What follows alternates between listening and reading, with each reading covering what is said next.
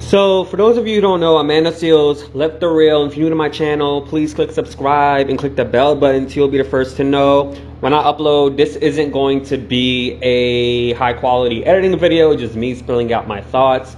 And personally, Amanda Seals has been on the reel for 6 months, and she just now announced a couple of days ago or so that she didn't renew her contract, and she stated her reason as to why she didn't renew her contract because she felt that her voice, along with her co-host voice, were not being invited for that type of show. And she felt like the executives on the top did not want her to speak her mind in terms of, black issues, the black experience, and also didn't want to deal with the how to handle the situation when a black experience happens, and basically uplifting people of color to the top so they won't have a glass ceiling as we all do.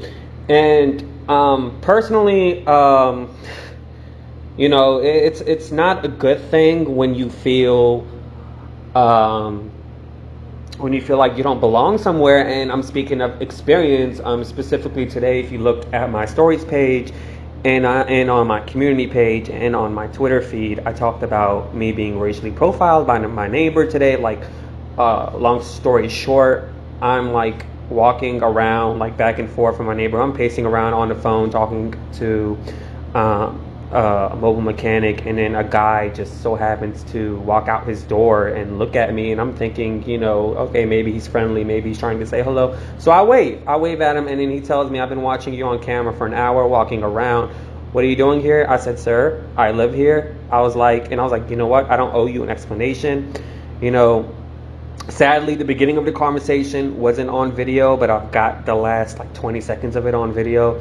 And it just made me feel awful because, here I am, clean record, never been suspended in school, don't do drugs, never drank alcohol in my life.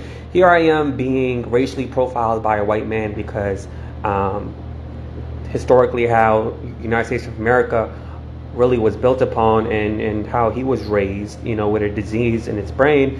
And it just left me wonder. I personally felt like an object. Like, I personally felt like I was something that you could throw away in the trash, and I felt disgusted, and of course I called the cops and everything, but what can they do? You know what I mean? They're not going to do anything if they don't have cause to do anything about it. They barely want to do anything when when a situation lights up, when there's an assault. You know what I mean? So the man walked away. He went back to his place, as you saw in the video. And how does this relate to the whole Amanda Seales situation? Is because when you are at a job, and I can relate to that too, when you are at a job where you feel like you don't belong, or you feel like you can't be who you are, and when you're judged based on your DNA rather than your talents and your professionalism and your work ethic, then there's no reason for you to be there at all.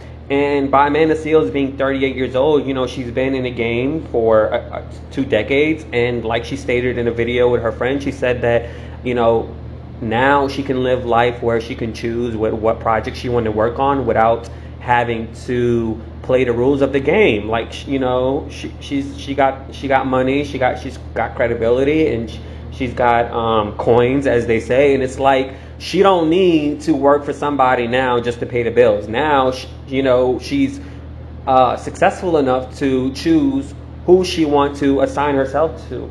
And personally speaking, like, I wasn't a fan of her on the real. Like, I wasn't a fan of her. Like, I agree with what she says, but it's not what you say, it's how you say it. And she sort of reminds me of just being angry all the time, kind of like Meghan McCain on The View, or like Tomi Lahren. When you talk, it just comes out angry, and she just comes off as, in my opinion, like, I don't know, just her vibe to me is like, I'm better than you. And I know maybe that's not what she's intentionally putting out, but that's just how she comes across. And while I do agree with every single thing she says, I'm not looking at what she's saying. I'm looking at her vibe, her body language. And to me, it was always like very defensive amongst her co-hosts. And it was just something about her that I just wasn't a fan of.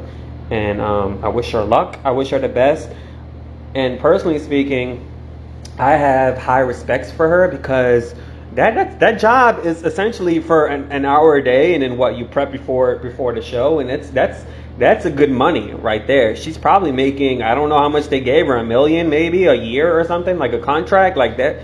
That's a lot of money to give up. But to me, I respect her because she's morals over money. And then when you have a celebrity that really is about their morals, their morality, and they basically choose sincerity and integrity and morality over money in Hollywood, that's very, very rare.